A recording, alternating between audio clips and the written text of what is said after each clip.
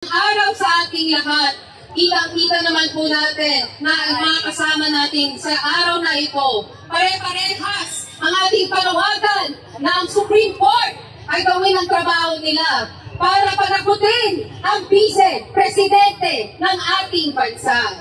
Kaya nilang mapikon sa mga konting biro that nothing beats a Jet 2 holiday. Pero ang katotohanan, nothing beats the fact na hindi pa rin natin napapanagot si Sara Duterte sa mga aligasyon, pagdating sa korupsyon, pagdating sa mga impunidad na ginagawa ng kanyang administrasyon.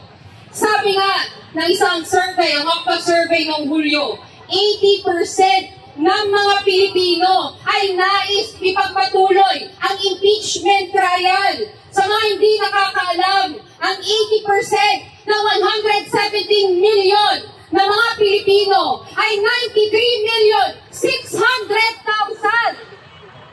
Hello. 93,600,000. Ang naniniwala na dapat panagutin si Sara Duterte. Sabi ni Sara Duterte kahapon, dapat daw ituloy pero sa tamang forum. Lahat na ng forum ay pinapansin at nagkaroon ng oportunidad para pag-usapan ang kanyang kaso. Pero ano ang problema? Kanino ba dapat mag-adjust ang forum na to? Sa gusto ba ng mga Duterte, ni Sara Duterte, o sa gusto ng 93,600,000 na mga Pilipino? Dahil dyan, patuloy kaming nananawagan na kami po, bilang mga taxpayers, bilang mga taong ng mga Pilipino nakatira dito sa bansang ito, may karapatan kaming manawagan na litisin at panagutin ang isang Sara Duterte. Imagine that, 53 or 56 times na siyang umaalis ng ating bansa, lumalampas sa designated na mga leave ng ating government offices na 15 days. Sabi niya, kailangan niya daw mag-travel para suportahan ang tatay niya. Hindi ito para sa interes ng mga Pilipino, kundi para lang sa interes ng mga Duterte. Dahil dyan, naniniwala kami at nasabi na rin ng mga unang nagsalita na may kakayanan ang Supreme Court na mag-reverse ng kanilang mga desisyon. At konting paalala lang, noong panahon na nawagan tayo na magkaroon ng motion for reconsideration doon sa mga billions or millions of dollars ng ill-gotten wealth ng mga Marcoses noong 1997, nagawan ng Supreme Court noong 2003, i-reverse ang decision na to para ang mga institusyon, kung ang mga proseso na nariyan daw para protektahan ang ustisya, ang pananagutan, ay kayang balik-balikatin para sa mga ikabubuti lang ng iilan. Andito tayong lahat para bantayan ang Korte Suprema. Andito tayong lahat dahil may nakita tayong developments na nasa kanila ngayon ang bola para i-prove nila ang sarili nila na muling kakampi nila ang taong bayan. So tayo, sa Makabayan Bloc, ang Kabataan Party List at Teachers Party List, nag-file tayo ng motion for reconsideration. Yung pagbabasura ng pag-process ng impeachment complaint. Hindi lang tayo ang nag-file ng motion for reconsideration. Napakaraming grupo. In fact, today, may bagong grupo na nag-file ng reconsideration. Online at siguro sa media, nakikita natin yung napakaraming lawyers, napakaraming grupo. Lahat tayo nagtataka, bakit ito ang naging ruling ng Korte Suprema?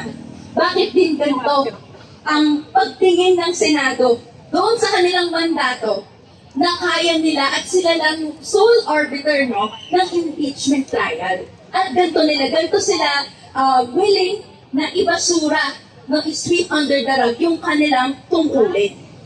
Ano ba ang ibig sabihin ng rekonsiderasyon?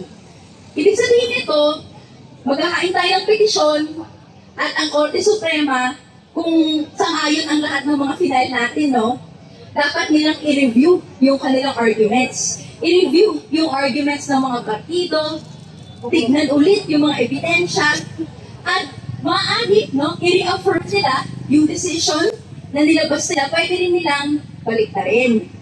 So, siguro, pag tignan natin sa kasaysayan, ano ang instances na, gaya nga dito sa aming reverse Uno card, na reverse ng Supreme Court yung kanilang mga desisyon. No? Kung titignan natin ang kasaysayan, iilan lang talaga ang mga desisyon nag-reverse. Meron pa dito na aspeto na gagawin nila yon because of intense public pressure. Pero more often than not, ang kung ano mang ang na-decide na ng Supreme Court, ganito din yung isa-file nila or ang susunod na magiging desisyon nila sa mga susunod na araw. Kaya dito, ano ngayon yung ginagawa natin? So kung may ganong kasaysayan pala ang Korte Suprema, anong ginagawa natin dito? Hinahamon natin ang Korte Suprema na tumindig sa taong bayan. Kasi ano ba ang kasaysayan ng mga iba't ibang mga kampanyang masa?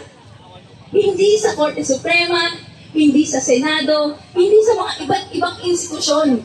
Napaulit-ulit binibigo tayo sa ating paghingi, sa pagklamor, sa pagdemanda ng hustisya at pananagutan. Instead, ang kapangyarihan ng nagkakaisa at nagsasama-samang taong bayan ang naging decisive sa kasaysayan. Muli, balik talawin natin sa mga kabataan dito, nabasa na siguro sa mga textbook or online, o kaya sa mga young at heart dito, pero 2 dekada nang nasa lansangan, naalala natin, yung impeachment trial ni Estrada, ni Arroyo. Ano pa ang decisive? Ang decisive, no, ay ang mas maraming napapakilos.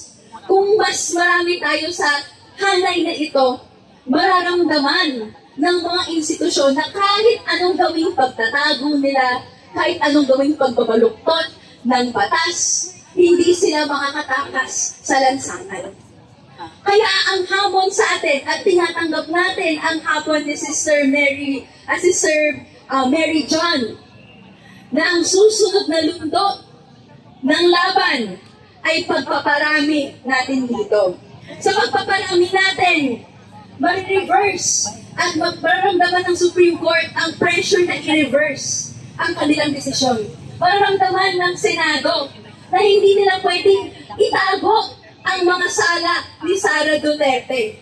At mararamdaman ni Sara Duterte na ang kanyang prospects for 2028 o kung anumang suporta na yan ay kailangan munang dumaan sa pagkakatol ng taong bayan sa kanyang korupsyon, sa pagtago ng 612.5 confidential funds, at iba't ibang pamamaraan na binubusabos at pinapaliit ang mga panawagan ng Estado, ng mga iba't ibang sektor.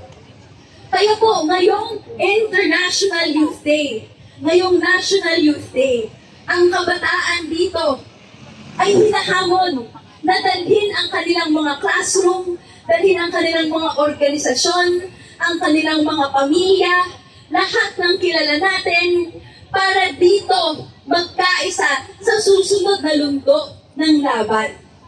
At tuloy-tuloy tayo hanggang makamit ang tunay na katarungan. Ang public pressure ay mag-reach ng isang point na hindi nila makikita na acceptable sa taong bayan yung patuloy na pag-ignore ng mga panawagan ng tao. Kaya kailangan malakas tayo. Kailangan ang pagsigaw natin ng conviction, pagpapatuloy ng trial ay umabot doon sa mga chambers ng Supreme Court. So gusto natin mas malakas handa po ba tayo sa ating panawagan na ituloy ang impeachment at ilitisin si Sara? Sige, gusto natin abot sa Supreme Court, Impeachment ituloy! Isip pa, mas malakas. Impeachment ituloy! Sara panagutin! Impeachment ituloy! Impeachment